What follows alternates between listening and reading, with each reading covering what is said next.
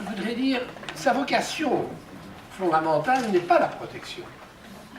En clair, dans la division du travail qui prévaut dès le départ de l'Europe, l'Europe est en charge de l'allocation des ressources pour la croissance, à travers un grand marché, des économies d'échelle, de la concurrence. Et à partir de ça, on va construire l'Europe sur ce concept de marché. Mais les tâches de solidarité relèvent des États. Et cette division du travail n'a pas posé de problème tant qu'on se ressemblait, tant qu'on était des pays assez proches, et tant que la croissance est à l'ordre du jour.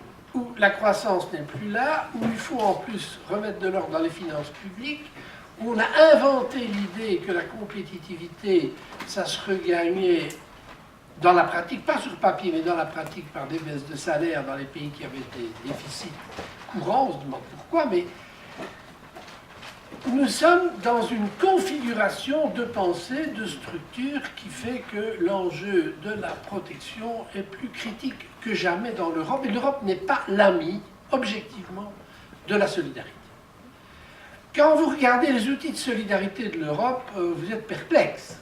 Il y a toujours eu, évidemment, moi j'ai eu le privilège d'assister à la naissance du Fonds social, vous pensez bien, donc je m'en souviens un peu, d'autant que je travaillais pour Albert Copé, qui en est le père. Et puis on a fait le fonds régional, on a fait tout ça, mais quand on regarde le bilan de ces outils, on est perplexe parce qu'ils ont fait beaucoup de bien à un moment donné, et puis ils ont été de moins en moins équitablement répartis si on prend le point de vue des pays qui en avaient le plus besoin. On était généreux quand il y avait de l'argent et qu'on se ressemblait, on a été de moins en moins généreux à mesure qu'il y a eu de moins en moins d'argent et qu'on a eu des pays qui avaient de plus en plus besoin. Donc, il y a eu dans le dispositif institutionnel de solidarité cette faiblesse-là.